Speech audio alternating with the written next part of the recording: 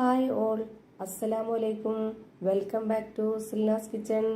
ഇന്നത്തെ റെസിപ്പി പാലും പഴവും കൊണ്ട് ഒരു അടിപൊളി ടേസ്റ്റി ആയിട്ടുള്ള ഒരു ഡിസേർട്ടിന്റെ റെസിപ്പിയാണ്. കുട്ടികൾക്കും വലിയവർക്കൊക്കെ ഒരുപോലെ ഇഷ്ടാവുന്ന നല്ല ടേസ്റ്റി ആയിട്ടുള്ള ഒരു അടിപൊളി ഡിസേർട്ടാണ്. പാലും പഴവും കൊണ്ട് ഇതേ രീതിയിലൊന്നും ഉണ്ടാക്കി കഴിച്ചു കഴിഞ്ഞാൽ നിങ്ങൾക്ക് ഐസ്ക്രീം ഒക്കെ എന്തിനാന്ന് തോന്നിപ്പോവും. അത്രയും നല്ല ടേസ്റ്റി ആയിട്ടുള്ള ഒരു ഡിസേർട്ടാണിത്.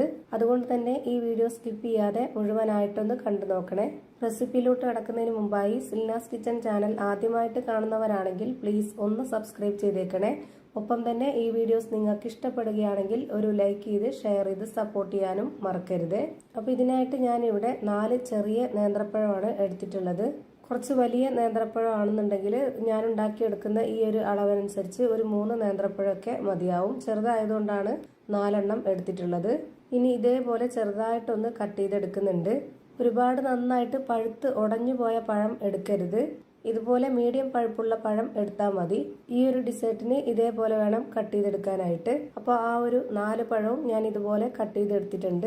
ഇനി അടുത്തതായിട്ട് സ്റ്റവിലേക്ക് ഒരു പാൻ വെച്ച് കൊടുത്ത് ഫ്ലെയിം ഓൺ ആക്കി കൊടുത്തിട്ടുണ്ട്. ഇതിലേക്ക് ഇതേപോലെ ഒരു പീസ് ബട്ടറാണ് ഇട്ട് കൊടുത്തിട്ടുള്ളത്.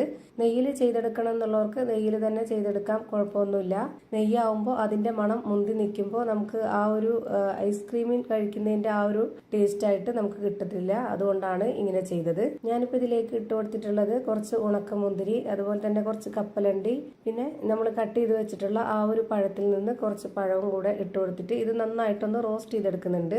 ഇതുപോലെ ഒന്ന് നന്നായിട്ട് റോസ്റ്റ് ചെയ്തെടുത്തതിന് ശേഷം ഞാനിത് വേറൊരു പാത്രത്തിലേക്ക് മാറ്റുന്നുണ്ട്. ഫ്ലെയിം ഓഫ് ചെയ്തതിന് ശേഷമാണ് ഞാനിത് വേറൊരു പാത്രത്തിലേക്ക് മാറ്റിയിട്ടുള്ളത്. ഇനി ഇതേ പാനിൽ തന്നെ ഒരു പീസ് ബട്ടറും കൂടെ ഇട്ട് കൊടുക്കുന്നുണ്ട്. ഇനി ഞാൻ ഇതിലേക്ക് എടുക്കുന്നത് ഒരു പാക്കറ്റ് പാലാണ്. ഒരു പാക്കറ്റ് പാല് മുഴുവനായിട്ടും ഇതിലേക്ക് ഒഴിച്ചു കൊടുക്കുന്നുണ്ട്. ഇതിലേക്ക് ഇനി ഒട്ടും തന്നെ വെള്ളമൊന്നും ചേർത്ത് കൊടുക്കേണ്ട ആവശ്യമില്ല. തേങ്ങാപ്പാലിൽ വേണമെന്നുണ്ടെങ്കിൽ തേങ്ങാപ്പാലിലും ചെയ്തിട്ടെടുക്കാം, കുഴപ്പമൊന്നുമില്ല. ഇതിന്റെ ഫ്ലെയിം ഇപ്പോൾ തന്നെ ഓണാക്കി കൊടുക്കേണ്ടതില്ല. ഇനി ഇതിലേക്ക് ഇതേപോലെ വലിയ സ്പൂൺ അളവിൽ 2.5 സ്പൂൺ വറുത്ത അരിപ്പൊടിയാണ് ഇട്ട് കൊടുക്കുന്നത്. ഓരോ സ്പൂൺ അരിപ്പൊടിയും ഇതുപോലെ നിറച്ചാണ് എടുത്തിട്ടുള്ളത്. അതേപോലെ തന്നെ എടുക്കാൻ വേണ്ടി നോക്കുക.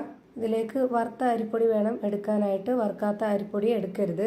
പിന്നെ ഇതിലേക്ക് വേണ്ടത് അരിപ്പൊടി എടുത്തിട്ടുള്ള അതേ സ്പൂൺ അളവിൽ 3 സ്പൂൺ പാൽപ്പൊടിയാണ്. അടുത്തതായിട്ട് ഇതിലേക്ക് വേണ്ടത് ഇതിന് നല്ലൊരു മണത്തിന് വേണ്ടിയിട്ട് ഒരു 3 ഏലക്ക ഇട്ട് കൊടുക്കാം.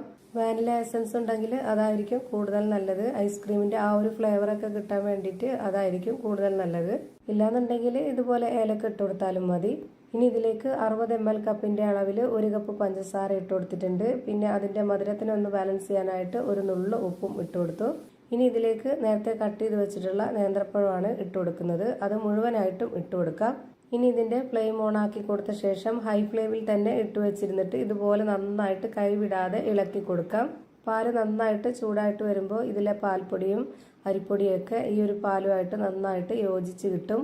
ഹൈ ഫ്ലെയിമിൽ ഇട്ട് കൊടുത്തിട്ട് ഇതുപോലെ ഇളക്കി കൊടുക്കാതിരുന്നു കഴിഞ്ഞാൽ ഇത് അരിപ്പൊടിയും പാൽപ്പൊടിയും ഒക്കെ കട്ടയായിട്ട് പോവും. ഇനി ഇത് ചെറുതായിട്ടൊന്ന് കുറുകി വരുമ്പോൾ തന്നെ നമ്മളിത് ലോ ഫ്ലെയിമിൽ ഇട്ട് കൊടുത്തിട്ട് ഇളക്കി കൊടുക്കണം. അല്ലാന്നുണ്ടെങ്കിൽ പെട്ടെന്ന് തന്നെ അങ്ങ് കട്ടയായിട്ട് പോവും. ഇത് നന്നായിട്ട് ഒരു കറക്റ്റ് പരുവത്തിന് കിട്ടണമെന്നുണ്ടെങ്കിൽ ഇതുപോലെ ഓരോന്നും ഘട്ടമായിട്ട് ചെയ്തിട്ട് വന്നാലേ ഈ ഒരു പരുവത്തിൽ കിട്ടത്തുള്ളൂ. ഇപ്പൊ ഇതിന്റെ പരുവം നിങ്ങൾക്ക് കാണുമ്പോൾ തന്നെ മനസ്സിലാവുന്നുണ്ടാവും. ഇതേ ഒരു പരുവാകുമ്പോൾ നമുക്ക് ഇതിന്റെ ഫ്ലെയിം ഓഫ് ചെയ്ത് കൊടുക്കണം. ഒരുപാട് കട്ടയായി കഴിഞ്ഞാൽ ഇത് നമ്മൾ ഉദ്ദേശിക്കുന്ന ആ ഒരു പരുവത്തിൽ കിട്ടത്തില്ല. ഇപ്പൊ ഇതുപോലെ സ്പാച്ച് കൊണ്ട് കോരുമ്പോൾ ഈ ഒരു രീതിയിലായിരിക്കണം ഈ ഒരു മിക്സ് റെഡിയായി കിട്ടേണ്ടത്. ഫ്ലെയിം ഓഫ് ചെയ്തതിനു ശേഷം ഈ ഒരു പാനിൽ തന്നെ വെച്ചിരിക്കരുത്, പെട്ടെന്ന് തന്നെ വേറൊരു പാത്രത്തിലേക്ക് മാറ്റേണ്ടതാണ്. ഇപ്പൊ ഞാനിതാ ഇതേപോലെ ഒരു ട്രേയിലേക്ക് മുഴുവനായിട്ടും ഒഴിച്ചു കൊടുക്കുന്നുണ്ട്. ഇതിന് നമ്മൾ ചൂടോടെ അല്ല കഴിക്കേണ്ടത്. അങ്ങനെ കഴിക്കണമെന്നുള്ളവർക്ക് അങ്ങനെ കഴിക്കാം. ഇത് ഫ്രിഡ്ജിൽ വെച്ച് നല്ല പോലെ ഒന്ന് തണുപ്പിച്ചെടുത്തതിന് ശേഷം നമുക്കിത് കഴിക്കാവുന്നതാണ്. ഇനി ഇതിന്റെ കൂടെ കടിക്കാൻ കിട്ടാനായിട്ട് നേരത്തെ റോസ്റ്റ് ചെയ്ത് മാറ്റി വെച്ചിരുന്ന ആ ഒരു ഉണക്കമുന്തിരി, പഴം, കപ്പലണ്ടി അത് ഇതിലേക്ക് ഇട്ട് കൊടുക്കുന്നുണ്ട്. എന്നിട്ടൊരു 3 മണിക്കൂർ ഫ്രീസറിലല്ല താഴെ വെച്ചിരുന്നതിന് ശേഷം എടുത്ത് കഴിക്കുമ്പോൾ ഭയങ്കര ടേസ്റ്റാണ്. ഐസ്ക്രീമൊക്കെ ഇതിന്റെ മുന്നിൽ മാറി നിൽക്കും, അത്രയും നല്ല ടേസ്റ്റാണ്. തീർച്ചയായിട്ടും ഒരു പ്രാവശ്യമെങ്കിലും നിങ്ങൾ ഇതുപോലെ ഒന്ന് ട്രൈ ചെയ്ത് കുട്ടികൾക്കൊക്കെ കൊടുത്തു നോക്കുക, എല്ലാവർക്കും ഇഷ്ടാവും. ഞാനിപ്പോൾ ഇതിൽ നിന്ന് കുറച്ചെടുത്ത് കാണിച്ചു തരാം. നമുക്ക് കാണുമ്പോൾ തന്നെ അറിയാൻ പറ്റും എത്രത്തോളം നന്നായിട്ടാണ് ഇത് കിട്ടിയിട്ടുള്ളതെന്ന്. അപ്പോൾ ഇത്രയേ ഉള്ളൂ ഇന്നത്തെ വീഡിയോ ഇഷ്ടമായാൽ ലൈക്ക് ചെയ്യാനും കമന്റ് ചെയ്യാനും ഷെയർ ചെയ്യാനും മറക്കരുത്. അതുപോലെ തന്നെ ഞാനിടുന്ന പുതിയ വീഡിയോസ് നോട്ടിഫിക്കേഷനായിട്ട് കിട്ടുന്നതിന് വേണ്ടി സബ്സ്ക്രൈബ് ചെയ്ത് ബെല്ലൈക്കൺ അമർത്തി അതിൽ ഓൾ എന്ന ഓപ്ഷൻ എനേബിൾ ചെയ്ത് കൊടുക്കാനും മറക്കരുത്. പുതിയൊരു വീഡിയോയുമായി വീണ്ടും വരും. Thank you for watching.